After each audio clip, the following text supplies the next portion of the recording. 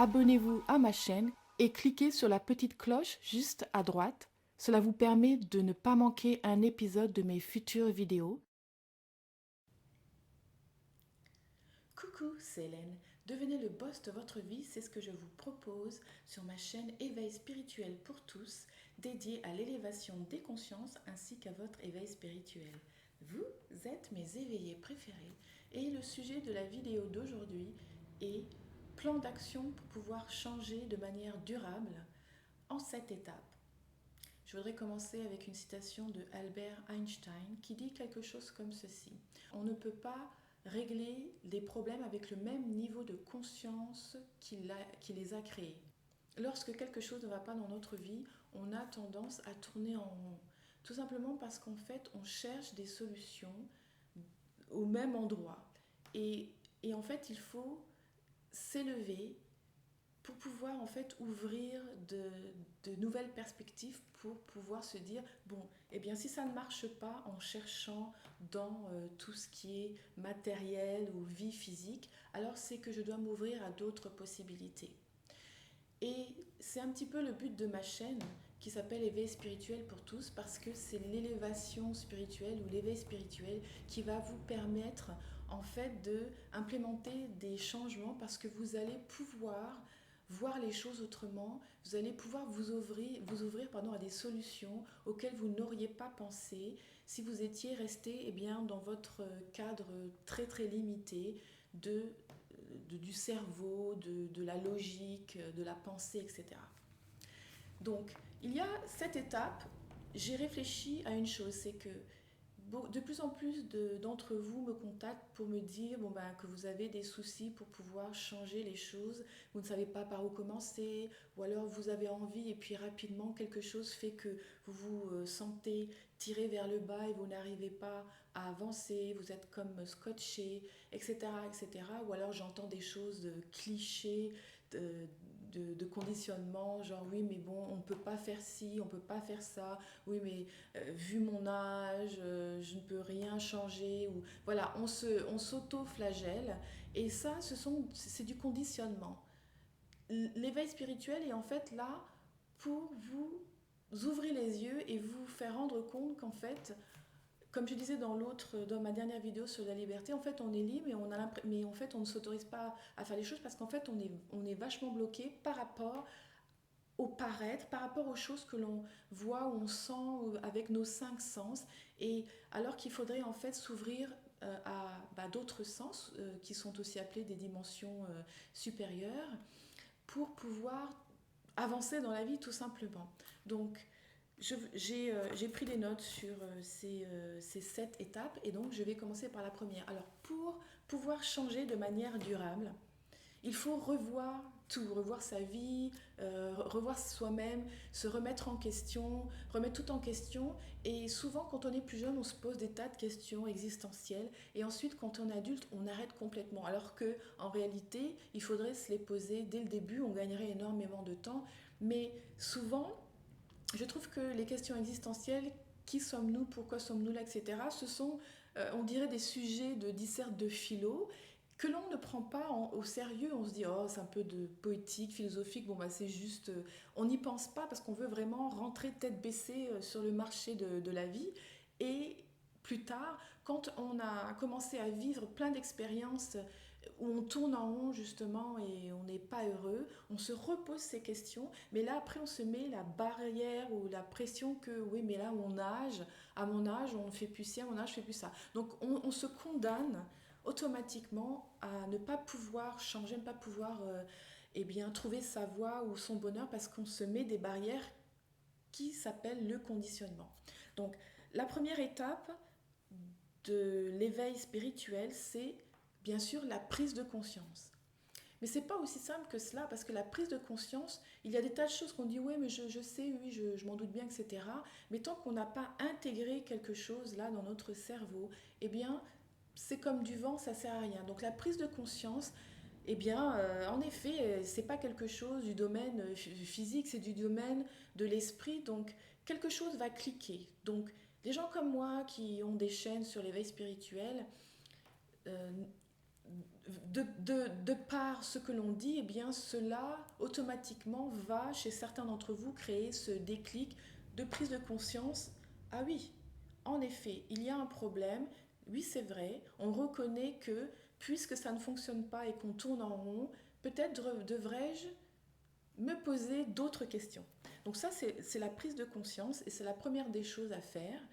Parce que c'est aussi accepter de se remettre en cause à ce moment-là que d'accepter qu'il y a un problème. La deuxième, c'est l'intention. Parce que l'intention, c'est ça qui va vous faire commencer votre chemin de découverte. C'est ça qui va vous tenir tout le temps. J'ai l'intention, je pose cette intention, je veux découvrir qui je suis, je veux être heureux, je veux savoir ce que je fais qui n'a pas l'air de fonctionner, qui m'en empêche. Qu'est-ce que je fais qui m'empêche d'être heureux? Donc il faut mettre cette intention. J'ai l'intention de le découvrir. Donc ça, c'est très très important.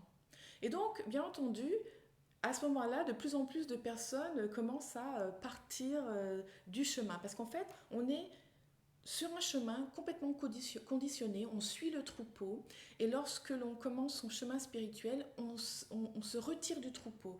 L'éveil spirituel, c'est la sortie, c'est se rendre compte qu'on est conditionné. Donc on se rend compte, on est complètement conditionné, du coup ce conditionnement qui a lieu à tout moment de notre vie, du matin au soir, hein, eh bien nous empêche de faire, d'aller sur notre propre route.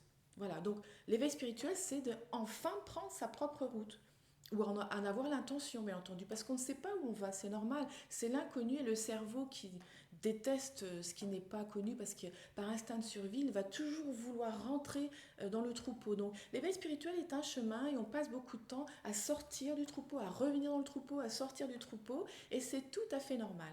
Donc prenez la décision et il n'y a pas d'échec, il y a des hauts et des bas qui font partie du changement du chemin. Donc la troisième partie, c'est ça, c'est se dissocier, dissocier sa vie physique, ses pensées, ses désirs qui sont construits sur le conditionnement de ce que nous sommes réellement, et du coup de découvrir qui l'on est vraiment pour pouvoir en fait découvrir ce que l'on veut vraiment. Parce que finalement, comment savoir ce que l'on veut si on ne sait pas qui l'on est?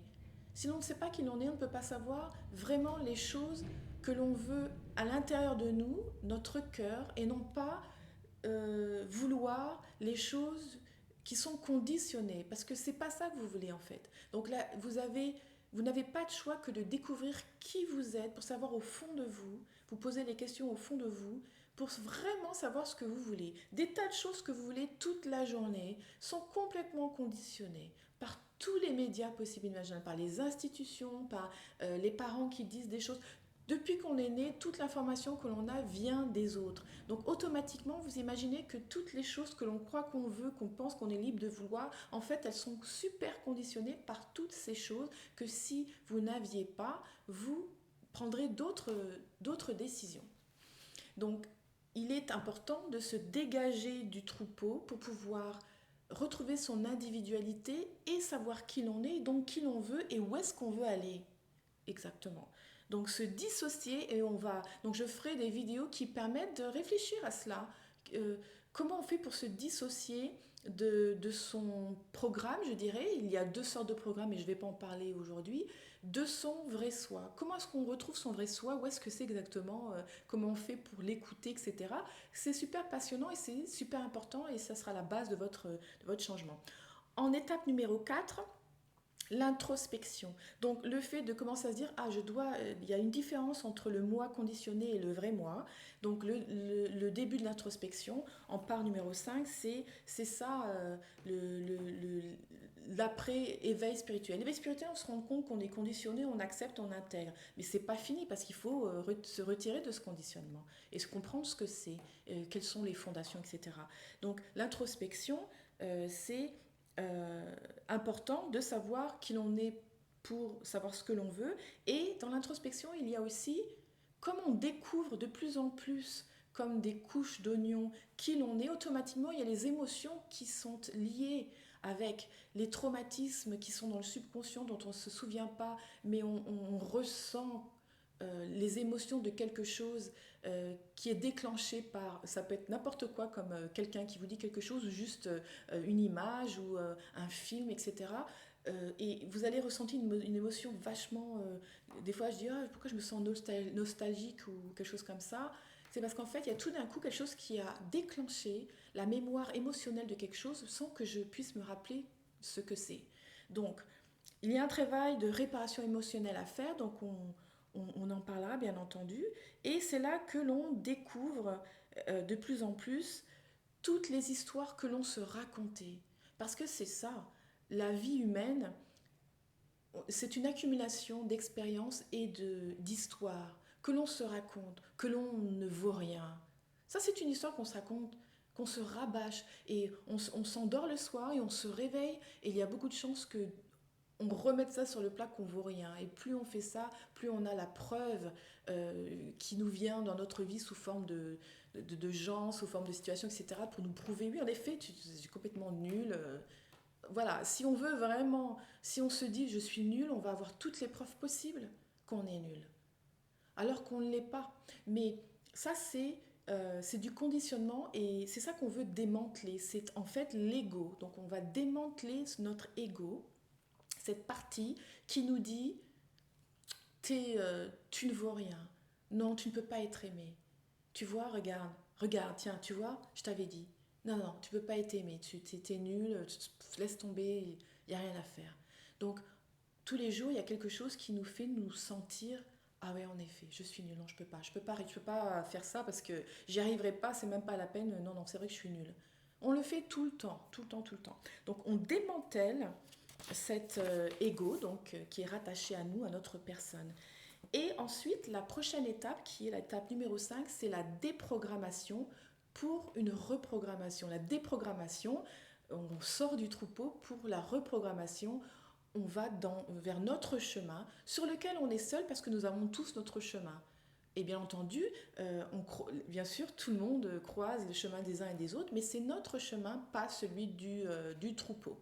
C'est individuel. Nous sommes des individus sur cette terre. Et vous verrez que nous sommes un est une chose parce que dans l'absolu nous sommes un, et ça j'en parlerai énormément aussi, de tout d'ailleurs, et nous sommes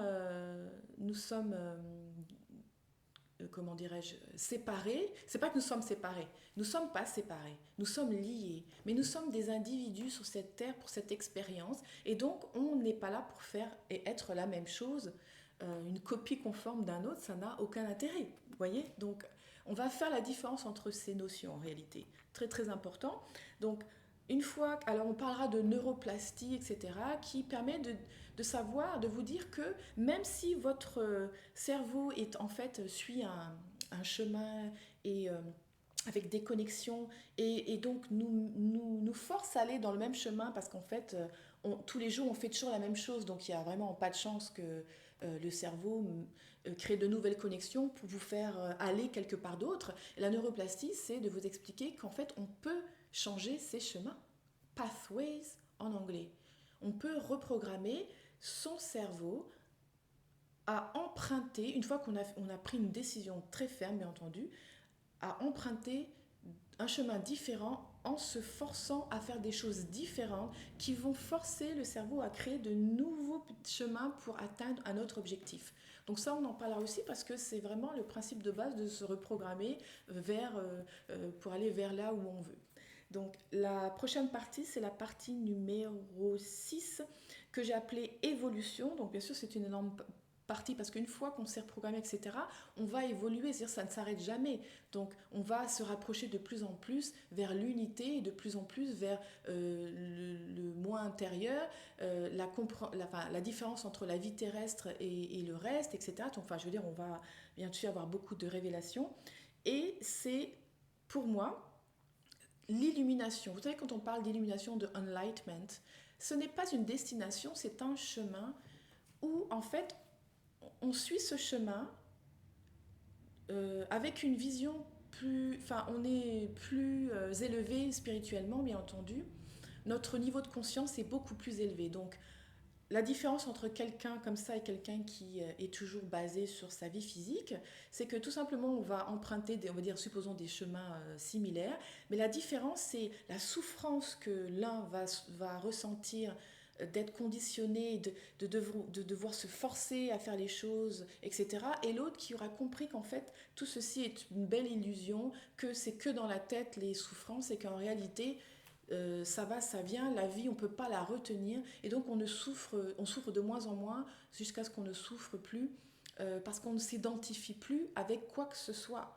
Donc quand on ne s'identifie pas avec quelque chose, quand on l'a, c'est bien, quand on l'a plus, c'est bien aussi, qu'importe, quelque chose d'autre arrivera ou pas, on se détache de l'émotion de quelque chose. Ça ne veut pas dire qu'on n'a rien, on ne fait rien, ça veut simplement dire qu'on se détache de ce conditionnement qui nous fait nous rattacher coûte que coûte à quelque chose, et que donc on a peur de perdre, tellement on est identifié, du coup on n'arrive pas à respirer quoi, et on prend les mauvaises décisions, on se flagelle qu'on est tellement nul qu'on s'interdit de faire, d'essayer encore, alors que qui dit qu'il faut réussir quoi que ce soit du premier coup, etc. Enfin, vous voyez, c'est vraiment un sujet super complet, et ce sera intéressant d'en parler aussi. Donc l'illumination, c'est ça, c'est de vivre avec un état élevé de conscience, et donc c'est notre rapport émotionnel à la chose qui va vachement changer. Donc ça retire eh bien, toute souffrance, puisque c'est une évolution, donc plus ou moins, etc., de plus en plus, jusqu'à ce qu'on ne souffre plus du tout, d'être complètement détaché. Donc, et la prochaine partie, et c'est donc la dernière partie, attendez, je regarde si j'ai rien oublié de dire dans cette... Ah oui, je voulais dire une chose importante, donc à ce moment-là de l'évolution, eh bien, c'est le démantèlement de la matrice, c'est-à-dire qu'en fait, juste avant, on démantelait l'ego personnel, donc c'est de notre individu, et le démantèlement de la matrice, c'est bon, ben, comme on se rend compte, on a une perspective plus élevée, on est tous liés les uns aux autres, et bien au final, on voit que c'est une matrice énorme de conditionnement qui touche toute la création, pas que un par un. Enfin, on fait partie du tout, vous voyez. Donc, c'est le démantèlement de se rendre compte, de prendre du recul. Voilà, et c'est pour ça qu'après, on va appeler ça une illusion, un jeu, qu'importe le terme, mais beaucoup de gens vont appeler ça des noms différents, mais de se rendre compte, waouh, on est tous impliqués, tous, toutes, et tout ce que l'on peut voir est impliqué dans une matrice de conditionnement dont on fait partie. Donc là, c'est à ce moment-là qu'on va vachement penser à ça. Et la dernière partie, qui est une partie qui est, euh, qui est une partie finale par rapport à la vie physique, mais qui continue parce que, si vous voulez, en fait, on verra que notre partie physique s'arrête avec la mort de notre corps physique, hein, bien entendu, mais qu'elle continue. Et je voulais juste prendre cette image du papillon. Le cocon, le ver au départ, il est sous forme de cocon. Donc ça, c'est notre vie physique. Et en fait, toute notre vie, on va se préparer à devenir ce papillon. Et donc, lorsque cette chenille meurt, vous voyez qu'en fait, elle se transforme en papillon. Elle devient quelque chose d'autre. Donc, c'est pas terminé. C'est le début de quelque chose d'autre. Et on n'a pas l'impression qu'elle meurt parce que y a quelque chose qui vient. Et pourtant, regardez, le papillon vient bien de quelque chose qui est différent, et donc notre mort physique, donc notre enveloppe, va partir, et à la place quelque chose d'autre va venir. Mais c'est pas quelque chose que l'on peut comprendre avec les cinq sens, parce que c'est pas quelque chose du domaine physique, tout simplement. Donc on parlera de cela, et la libération, c'est c'est quand on est retiré complètement donc de tout conditionnement, de toute attache physique, etc. Et c'est quelque chose souvent que l'on va voir en fin de vie, parce que en fait, on est tellement dans l'absolu, et, et dans l'absolu, il n'y a pas de pensée, il n'y a pas comment dirais-je, d'expérience, ou peu, euh, il n'y a aucun attachement à quoi que ce soit. Enfin, je veux dire, on est complètement purifié de notre vie et carcasse physique complètement. Et pour ceux qui croient en la réincarnation, eh bien, tout simplement, souvent, quand on en arrive là, en fait, ça devrait en fait arrêter le cercle pardon, de réincarnation parce que on est là pour se sortir justement, de se libérer en fait de ce schéma physique de vie. Alors on vit, on meurt, donc c'est le cercle de la vie.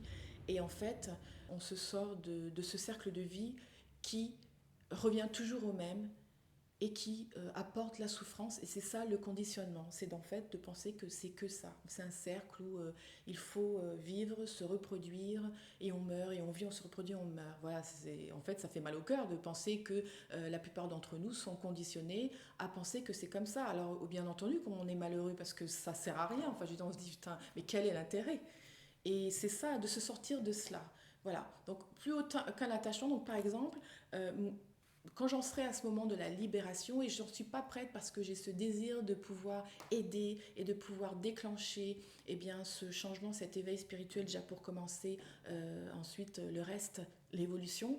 Mais je pense, moi j'ai ressenti l'autre fois que j'écoute des choses en rapport avec la libération qui est d'un niveau, il faut être, parce qu'en fait il y a différents niveaux, et à un moment donné on est prêt pour un certain niveau, donc on commence à voir, entendre des choses à ce sujet, et une fois que c'est comme des paliers de décompression, en fait, une fois qu'on on est à un palier, on est prêt pour le prochain palier, mais en attendant, on va sûrement rejeter vachement de choses, parce qu'on n'est pas encore prêt, donc quand on est prêt, pouf, ça y est, on se reste un petit peu sur ce palier, on apprend, on intègre, et ensuite, il y a des choses qui sont autres et que pour l'instant on rejette, et puis pouf, on est prêt, et voilà, c'est ça comment ça se passe, l'évolution.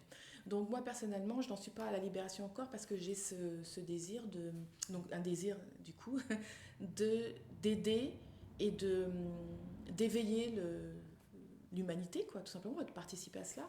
Donc pour l'instant, mais ça c'est un truc en fin de vie où on se retire. Il y a les moines tibétains, pas que sûrement, ils se retirent.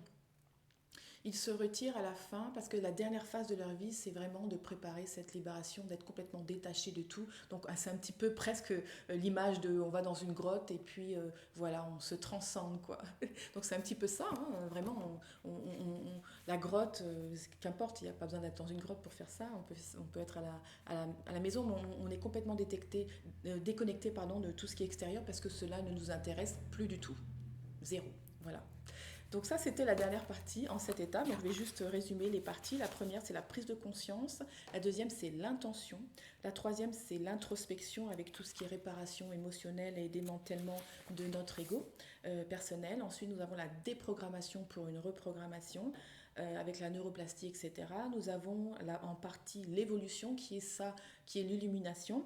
Et en dernier, nous avons la libération. Alors, j'espère que vous avez apprécié cette vidéo. Si c'est le cas, vous pouvez la liker, laisser un commentaire, partager avec ceux qui pourraient en avoir besoin ou seraient intéressés, selon vous. Je vous dis à bientôt et surtout, n'oubliez pas de souscrire à la chaîne si ce n'est pas fait. Et en attendant, n'oubliez pas, vous êtes le corps, l'esprit et la conscience. Bisous.